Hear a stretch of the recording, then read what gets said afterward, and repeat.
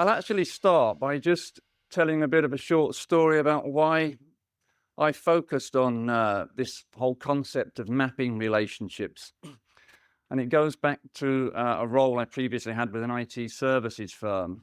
And they had a key account at the time, hailed as a great success. It had grown to £25 million.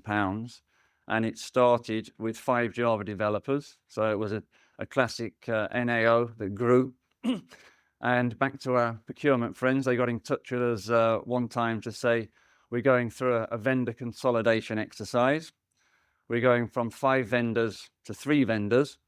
And at the time, we were number 2. So there was a bit of deliberation, but generally we were thinking they will get rid of vendors 4 and 5 and share the revenue with the top 3 vendors.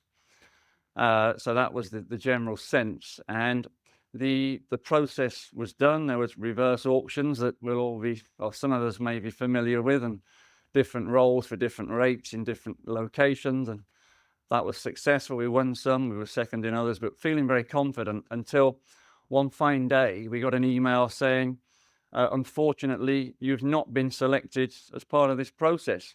So I remember being on the floor in Canary Wharf at the time, and I wasn't part of this, by the way, but you got a sense when that email came that something had happened, and there was a bit of panic and a lot of surprise, and they rushed to the corner office, and the head of FS at the time, he phoned the CIO and said, look, we've got this email, and, quite frankly, we're surprised.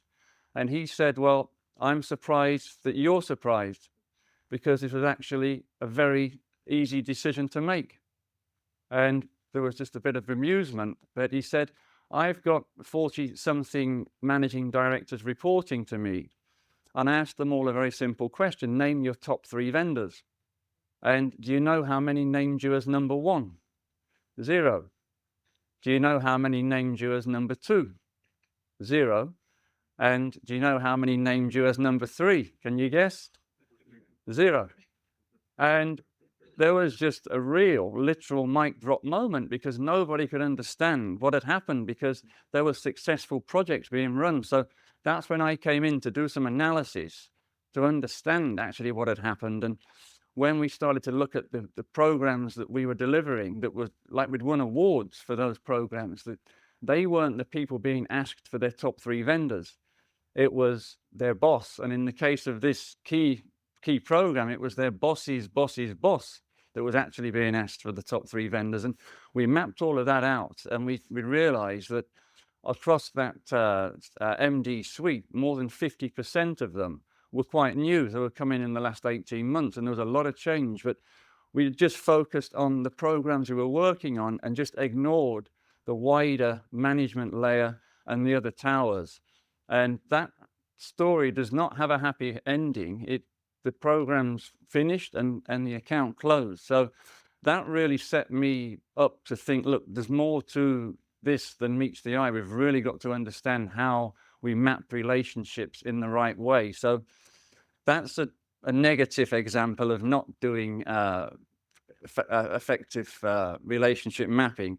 And the focus of today is how, when you put that into place, and I've got a couple of use cases for you. If you do that effectively, you've really set the stage to grow your key accounts more effectively. So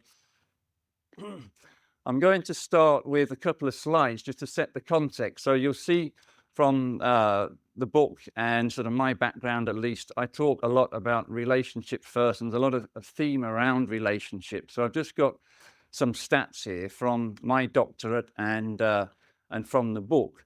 And you don't need to shout the answers out, but this is just to set the context from us on a supplier side, if you will, the impact of having relationships and benefiting from relationships. So how many more times likely is it that a client will meet you via an introduction versus cold?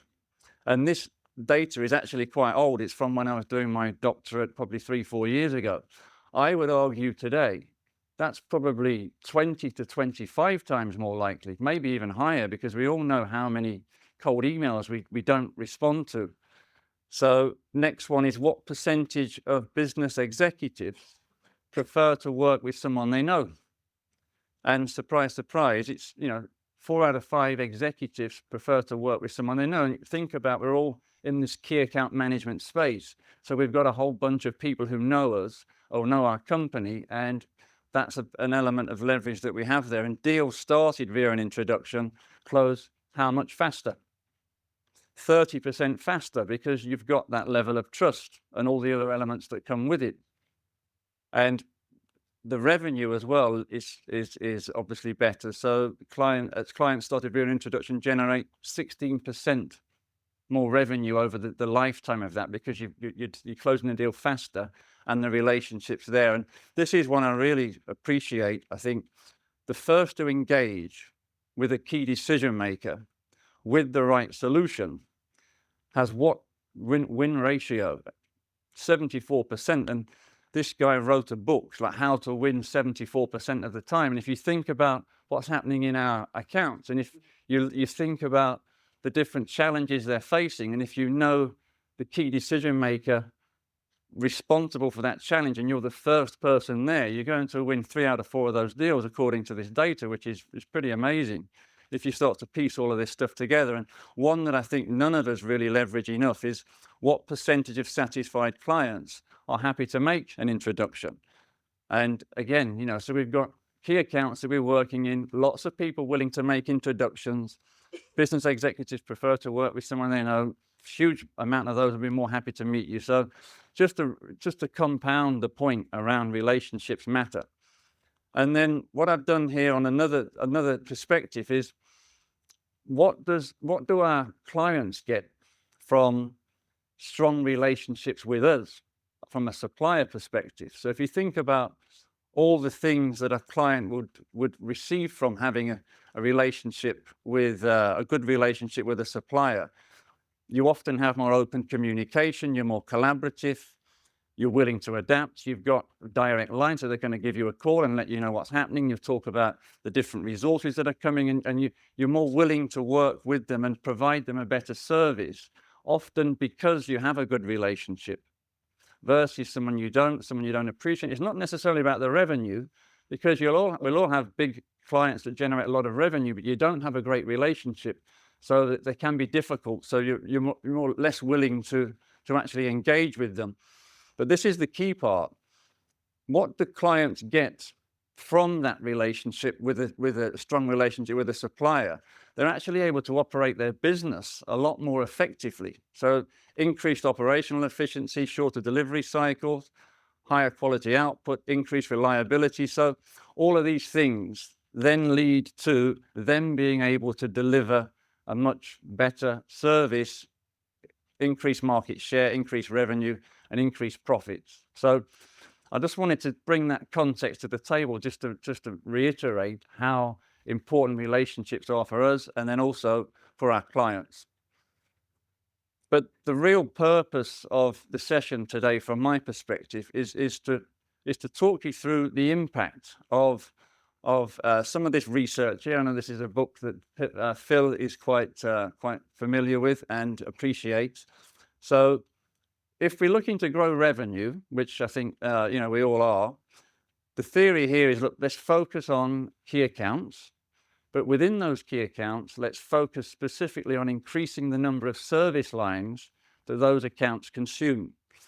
And what Heidi Gardner's done with this book, and it's backed up by a whole bunch of Harvard research over many years with many companies, is to say something which is very powerful when you understand this. And it's, as you increase the number of service lines that your client consumes, the revenue actually grows exponentially rather than linearly.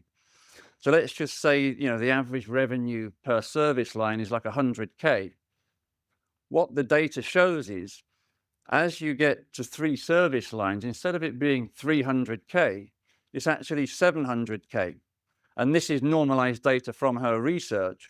So if you've got a company with 7 service lines, and then you hit service line 5 out of 7, instead of it being 5 times 100K, you're actually at 2 million. So that's because you've got a much stronger relationship, you're sticky, there's all sorts of other stuff going on.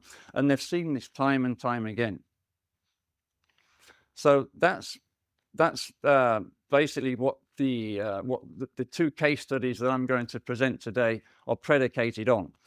And the backstory, I guess, or the context is this slide here. So you've got specific service lines, and we'll all be familiar with the service lines that our clients have. And then you've mapped the typical buying persona, like the generic buying persona, against each service line. So this is like the basic analysis that you would do on an account by account basis. So sorry, this is the service lines that you have as your organization, and the specific buying personas that are relevant for those service lines. So what I'm going to do is talk through two different angles to this. And one is at a service line level, and the other one is at the account level. And there's two ways that you can approach this. So this is an example of a case study from one of the Big Four, where we worked with them at a service line level. And we were working with the finance transformation lead at one of the Big Four. So he was responsible for delivering those finance transformation programs, and he was also responsible for building the pipeline. And he'd gone away and done his analysis, and of all the different companies in the US, he'd figured out that 60 companies were relevant for a finance transformation conversation. So he'd done all of that pre-work, but there was zero revenue for finance transformation in any of those companies. There was no opportunities. There were no existing conversation threads at all. It was really a clean slate. And what we did with him and his team is to go away and figure out, well, where have you got existing relationships as a company? So you as a team don't know anybody. And what we came back and really blew him away was to say, of those 60, you actually have 9 companies where you have an existing relationship with the CFO, who is your buying persona. And obviously he was completely unaware of this, but on top of that, you have relationships with the finance team. And this comes to some of the stuff we were talking about with David about how do you gather the intelligence and understand what's happening within that organization and within that unit and this competitor landscape to prepare yourself for when you actually meet the CFO. And we told him that for company number 3 weeks prior, there'd been a meeting with the CFO. Obviously, he was unaware of that. And he said, who was in the meeting? We told him, and he knew that guy. So it was like piecing this stuff together and helping them to then prioritize where they focus. And it's back to those slides at the beginning about the power of having those relationships in place would turbocharge you. And the point of this service line level is the same type of analysis can be applied across all of your service lines as an organization. But the real meat of today's session is really focusing on case study 2, which is with a global IT services firm, and this is at an account level. So this particular company had corporate strategy to grow revenue, which is no surprise, but they were really bought into this idea of growing the number of service lines that each account has, and we were helping build out that strategy. And this client is a pretty big company, 5 billion plus in revenue. Their CAM program had 30 accounts. They had 12 service lines in total. And the average service line was like 2.2 per company. So very low penetration, but obviously huge revenue because these were their top accounts. And the case study I'll walk you through is specifically on Jackson Financial. I wasn't too familiar with this firm until we started the project.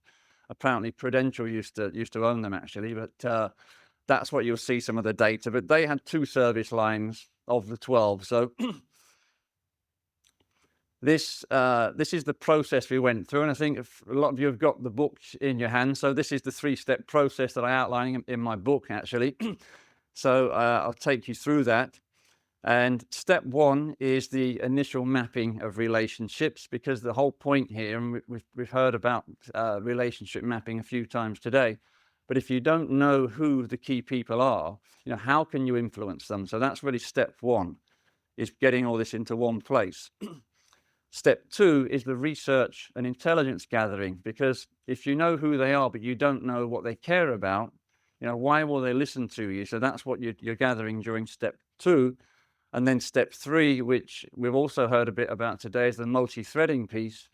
Who is the right person to engage with that stakeholder with the message we think will resonate through which channel? So that's what we worked with them on. And the whole purpose here is, look, of those additional 10 service lines, which ones are the most relevant and how can we take that to them? So step 1 that we went through is what we call this relationship audit.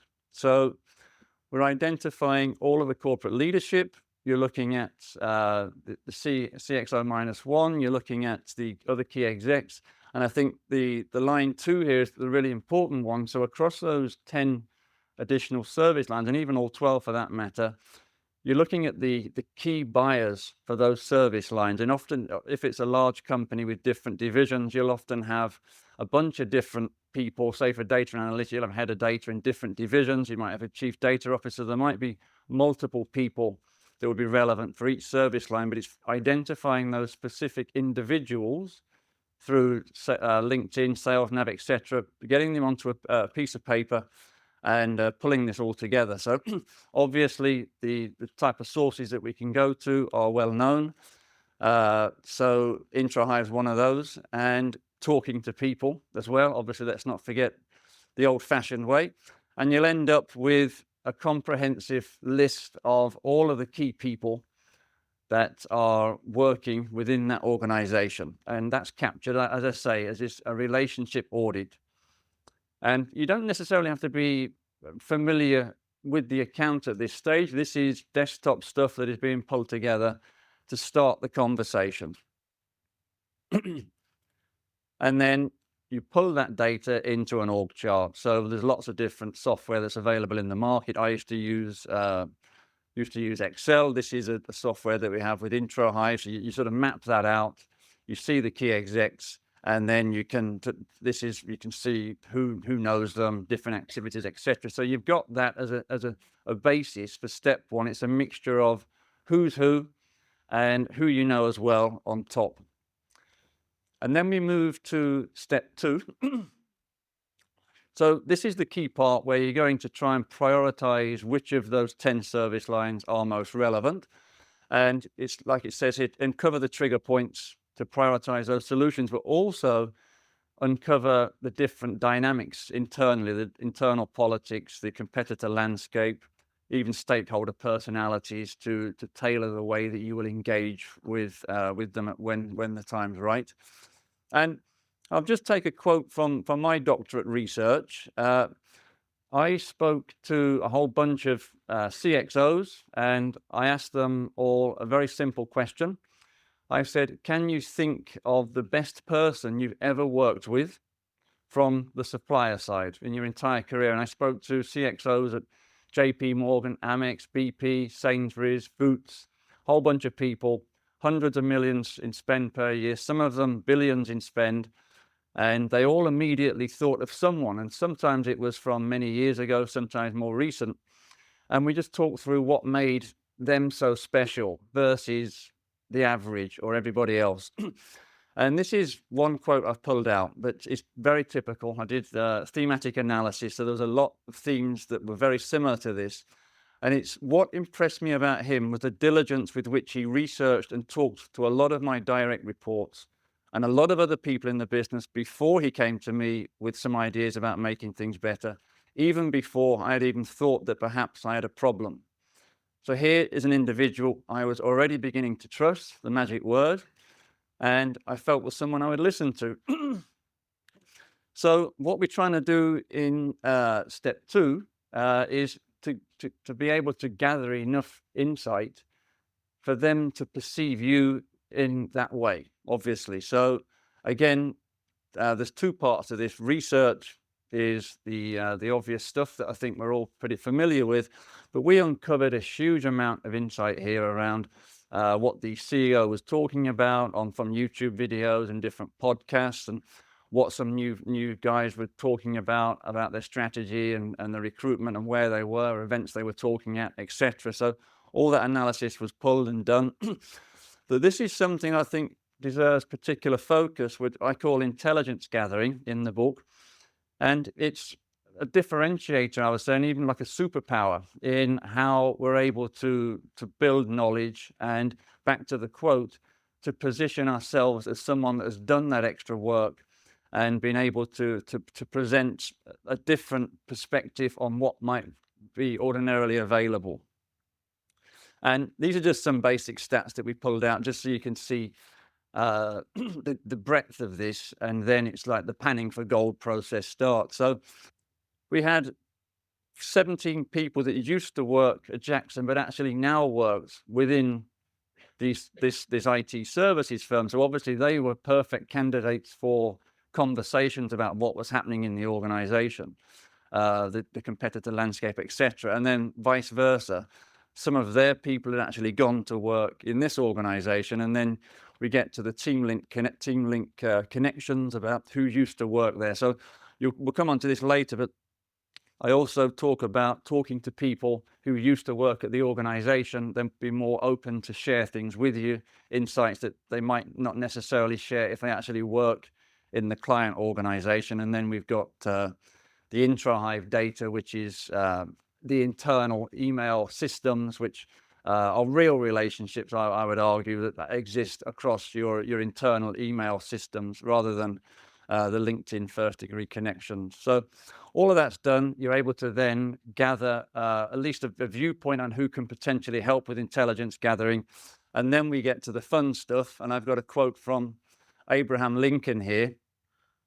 So if I was given 6 hours to chop down a tree, I would spend the first 4 sharpening the axe. So the point here is that steps 1 and 2 are sharpening the axe. You've not actually started, you've not actually done anything yet. You've not contacted anybody. And now that's what's about to start. So I've also taken another quote. We've talked about Gartner as well a few times here. So they found that the average deal size is between 11 and 15 stakeholders, which sounds about right, if not even a bit small. But the interesting part is that organizations that practice multi-threading outperform their competitors by 50%. That's the key part from this quote here. So the whole message around the engagement strategy, and we have heard this a few times as well today, is understand who your team is. And often people think about their team as like the people that do the same job as me, other account managers, but your team is actually the team that will help you be successful. And we heard that again today, the legal, technical, leadership, etc. So what we're looking to do here is organize who you will reach out to first in a very structured way. So what I talk about is going to the friendly. So you imagine back to that Excel sheet, you'll have some people there that are genuinely friendly people to get in touch with.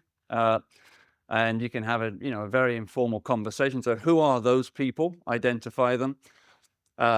Who are the people that you have relationships with that are external to the client? Like I said, they might be more willing to share information with you. Internal within the client for intelligence gathering. And then finally, you're going to want to talk to those key execs, either the leadership or the key buying personas for your service lines. That's really the direction you want to be going in. And then on the other side, which is where the multi-threading comes, it's who to engage from your side. So across the different stakeholders that you have brought to the table on your side, who is the right person to engage with the friendlies? So who's got the right context? It might necessarily be the obvious person. And what message will they take to that person? This is all discussed and planned in advance.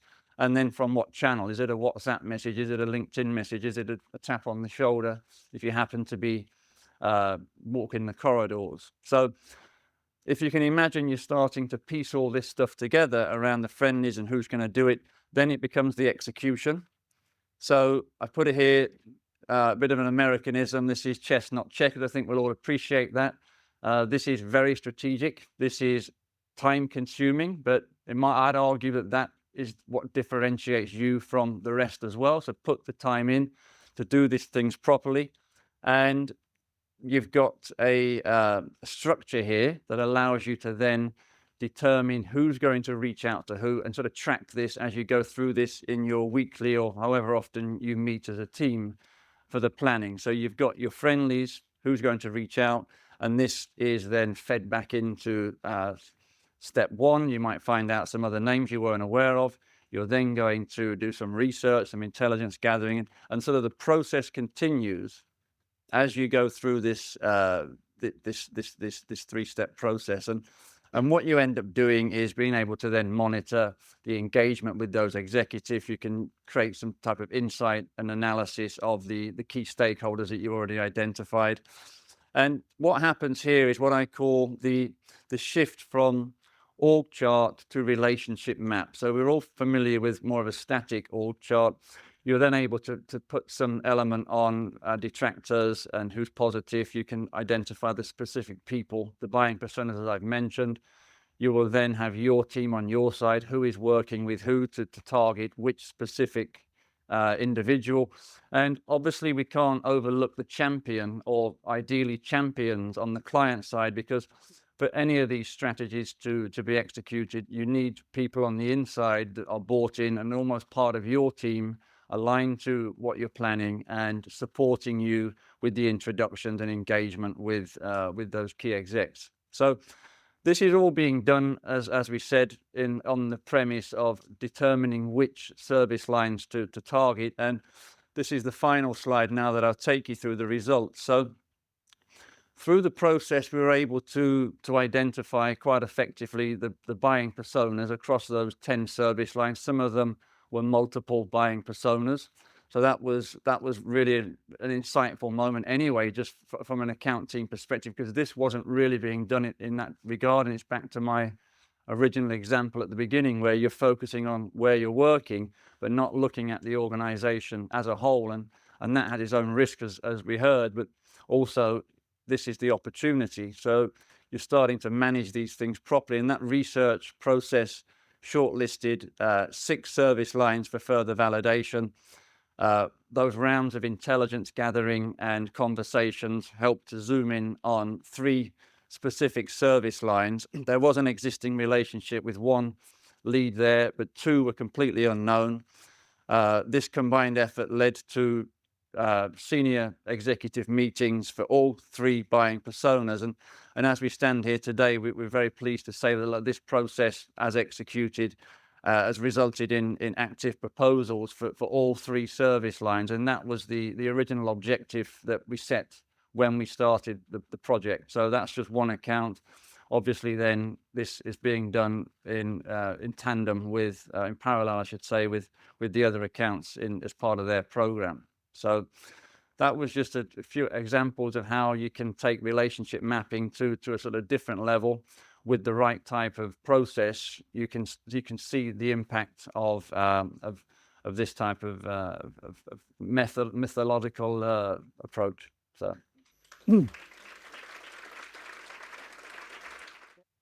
Ryan's given you a copy of the book. I have to say, I don't know of anyone else who's studied the topic of relationship mapping in such detail as Ryan has done. But are there any questions right now anyone would like to ask Ryan before we take a break? Yep, there's a question at the back of the room. Hi, Caroline McCrill from Accenture. I've spent most of my career relationship managing, relationship creating. And a lot of this I find really fascinating, because it really is a science as well as being something that we do. But how much of this can be taught? Because I think at the end of the day, you need to have people who actually like communicating with people. And quite a lot of salespeople are not. So how do you use this great research and this really interesting data you've come up with, but still be able to get around that actual problem, which is people?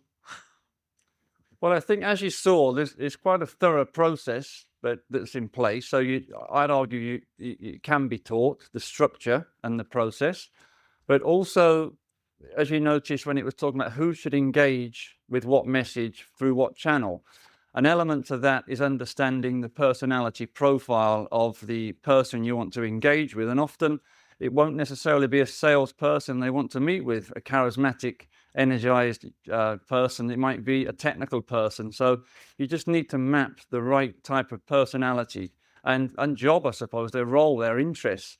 And that is part of the key to the success of this, executing this type of thing properly, is you are trying to avoid it being a sales-led process.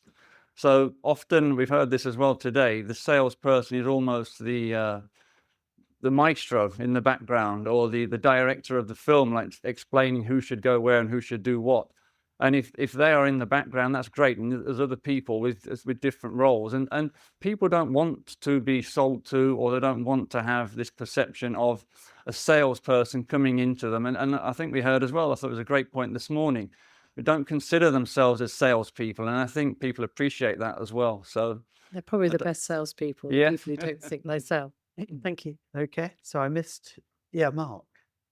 Yeah, Jan Glayan from Okay. ThoughtWorks. So Ryan, absolutely brilliant presentation. Thanks for that. Very impressive. The question I've got is the process you've walked us through is, obviously very comprehensive. It's also quite lengthy, right? Takes time, right? You've got 6 months. And I think it was 3 proposals, right? So it's 3 proposals. So that means 3 sales cycles, starting after 6 months worth of work, right? And I guess, I'm probably not speaking just only for myself, but we don't have all the luxury of that time to get into selling something to someone, right? So is there effectively a simplified version of that process, right, that you think could work, or a leaner version of that process that you think could work? Or maybe in another way, what are the key activities that you think are the must do in the process that you walk us through? Well, I'd start by saying that this does take time and effort. There's no doubt about it. But when we're focusing on the biggest accounts that a company has, this is a $5-6 billion company with all of their large accounts. Most of those are over 100 million in revenue. It deserves this methodical approach. And what I would argue, we heard in the panel previously about AI and the impact of AI and automation. And so some of the things that I also describe here around how to gather, or how to differentiate yourself in the past by doing thorough research, is now going to be automatically created through AI. And previously, the good salespeople, if you will, that would spend their time physically doing that, are now unable to differentiate themselves because this is much easier to do. So I would say that we need to excel in other ways and differentiate ourselves in other ways. And I suggest that this is the right way to do that. And it's the intelligence gathering piece, which is much more difficult, much more time consuming, like I call panning for the gold. But we can all have at least a handful of examples of where one relationship, one conversation has been the difference in winning a deal and losing a deal. And not necessarily a relationship to a key decision maker, but someone who's given you some insights and intelligence. So that, I think, is the area that I would say focus on that as a differentiator. And it's back to the quote that I gave from one of those people I interviewed as part of my doctorate. So I will say one thing about the book. The book was shared. I think we did have a handful of copies to one side, but I noticed there's none left now. But if anyone is frustrated that they don't have a copy of the book, do come and see me. We'll make sure that either you get one of the handful that are left, or we'll get one to you in some form or fashion. But I just want to thank you all for listening today. Thank you, Ryan. That's it. That's good.